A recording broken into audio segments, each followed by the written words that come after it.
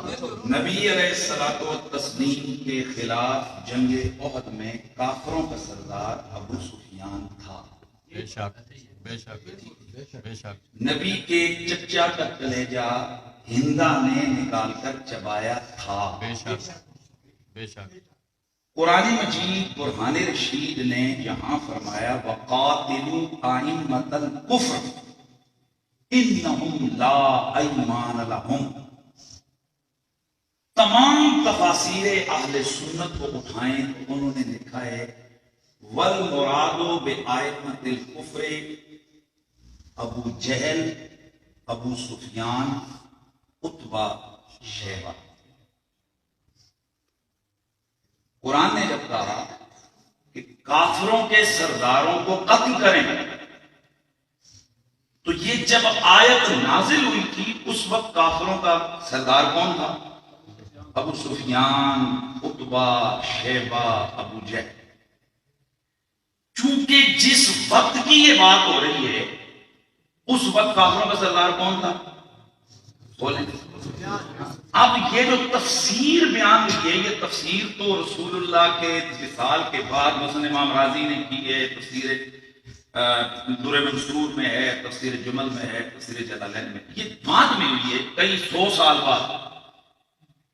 ان کو نہیں پتا تھا کہ حضرت ابو سفیان رضی اللہ تعالی عنہ وہ تو بعد میں مسلمان ہو گئے تھے. چونکہ اس وقت جب آیت نازل ہوئی اس وقت وہ کافر بولے نہیں، اس وقت کافر تھے، مسلمان نہیں تھے.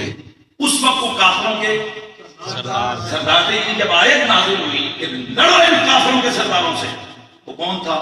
ابو سفیان، ابو جہل. اب اسلام وہ لے آئے، وہ ہو گئے رضی اللہ تعالی عنہ.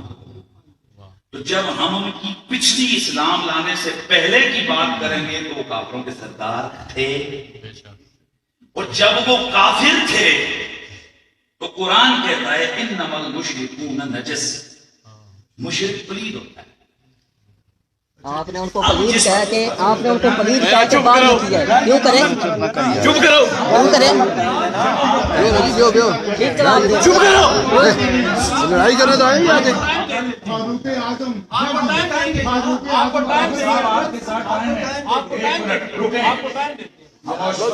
اب میری طرف سے تمام حضرات کے لیے میری گزارش ہے کہ کوئی آدمی بیچ میں نہیں بولے. یہ روزہ ربا وہاں وہ لوگ کرتے ہیں جن کے پاس دلائل نہیں ہوتے.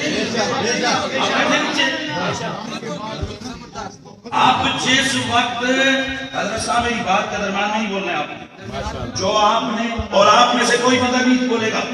عام نہیں بولا. جب آپ کو ٹائم دیں گے مائک دے دو، اس کو مائک کوئی دے دو، مائک لے بیٹھو بھی. میری بات کے دوران نہیں بولے گا. میں سن رہا ہوں بات کو. پیچھے بیٹھو. لڑائی کرنا تو آئیں گے. کوئی آرام سے کیا یہ کہہ سکتے ہیں کہ فاروق اعظم جب کلمہ نہیں پڑھا تھا تو وہ پلید تھے؟ کہہ سکتے ہیں؟ نہیں کہہ سکتے. اس طرح